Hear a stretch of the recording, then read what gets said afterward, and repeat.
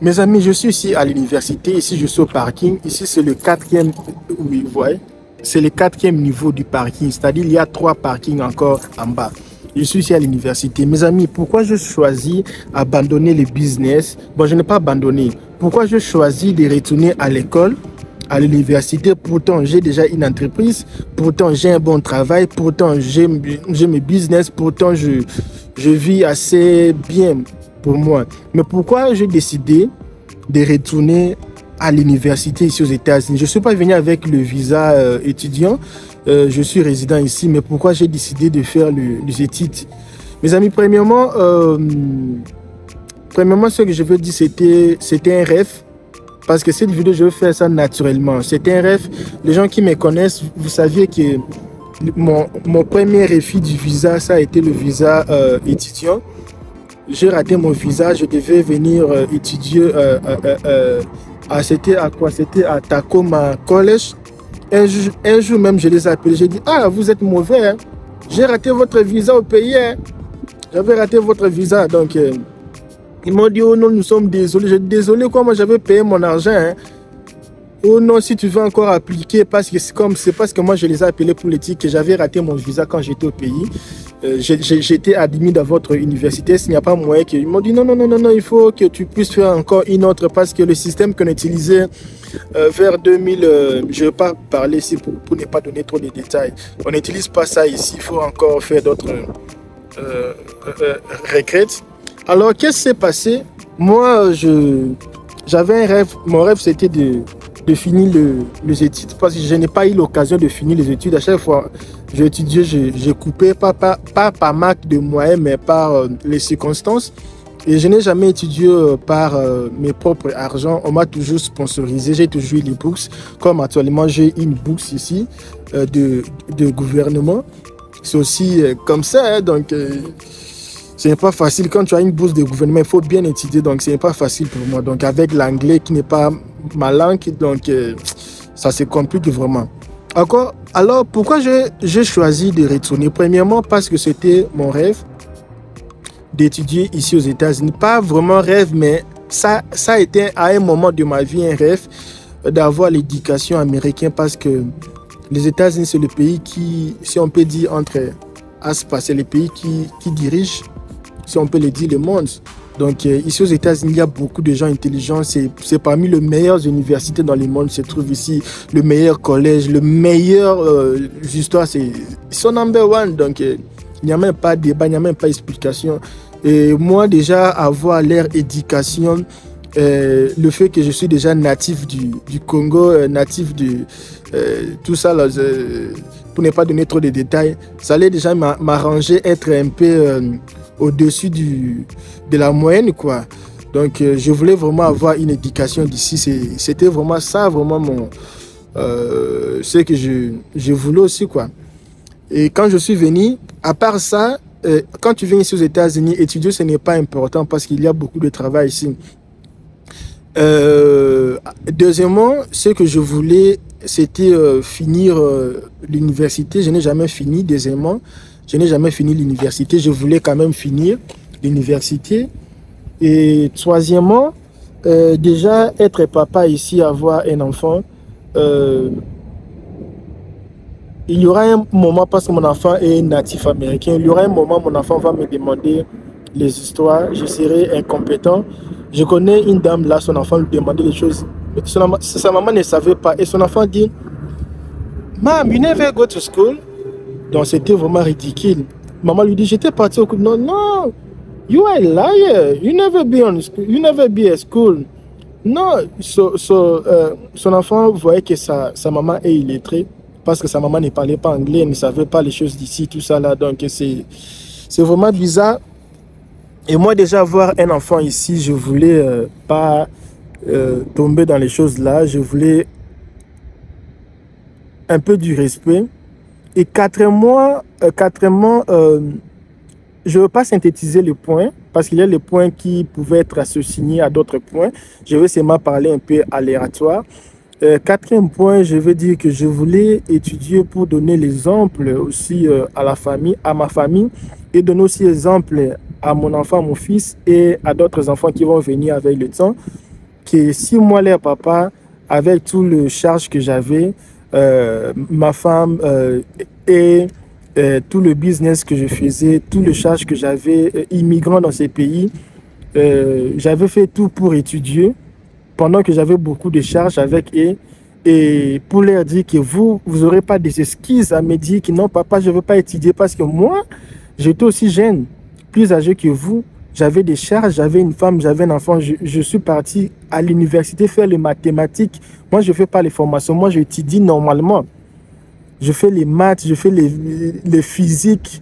Donc, je fais les grands cours pour être licencié. Donc, vous n'avez pas des excuses. Moi, je me suis bâti et vous n'avez pas de charges. Vous n'avez pas des excuses à me dire. Alors, ça va être déjà un revolver, comme je peux dire, bon, pour ne pas employer ces mots-là, ça sera comme, ça sera un bon exemple pour ma famille, mes enfants, pour les encourager de retourner à l'école parce que, tu vois, ici, cinquième point, je veux dire que les États-Unis ont besoin de gens pour travailler. Ce n'est pas les main-d'œuvre. Il y a déjà beaucoup de main-d'œuvre. Il y a besoin de gens qualifiés. Malheureusement, il n'y en a pas. Et chaque année, si je ne me trompe pas, il y a 1 million, l'année passée c'était 1 million, quelque comme ça, des green cards, juste pour les gens qui viennent travailler ici. Imaginez si un pays comme les États-Unis dépense 1 million de green cards pour donner aux gens qui veulent venir travailler ici, les gens qualifiés. Imaginez nous qui habitons ici, nous sommes résidents, et si nous arrivions à nous qualifier, avoir des certificats, des diplômes des universités, alors, on aura plus de chance, tu vois. On aura plus de chance parce que déjà, quelqu'un qui vient étudier ici paye 3 fois les frais de scolarité que quelqu'un qui est résident ici. Donc, je pense que c'est ça. Et cinquième point aussi, j'allais dire, ces pays ici, la façon que ça part, les choses sont en train de changer. Auparavant, si tu n'avais pas un travail, le même jour que tu pars chercher les travail, tu as même 10 travails à la fois. Et maintenant, ici, avec l'arrivée de beaucoup de gens, parce qu'il faut dire que cette année, ici en 2023, il y a eu plus de... Ils ont dit 100... Combien de millions? Ils ont dit c'est 10 millions, comme ça, si c'est 10 millions, si c'est 100 millions. Non, non, c'est comme si c'est 1 million ou 100... Non, c'est dans les 10 millions, je pense. 10 millions... Et les amis, tapez un peu sur Google les gens qui sont entrés ici aux États-Unis. C'est plus de 10 millions cette année, ici en 2023, ici. Non, non, depuis Biden est là, ça fait... nous sommes en 2023, depuis Biden est là, ça fait 10 millions comme ça, je ne sais pas, il faut que je vérifie. Les gens sont entrés ici et aujourd'hui, pour voir les travails aussi... Non, auparavant, si tu ne sais pas travailler, tu as toujours beaucoup de travail. Maintenant, là, si tu ne sais pas travailler, on te cherche du travail parce qu'il y a beaucoup de main-d'œuvre, de petits main-d'œuvre. Alors, moi, je ne me vois pas rester ici dans ce pays-ci...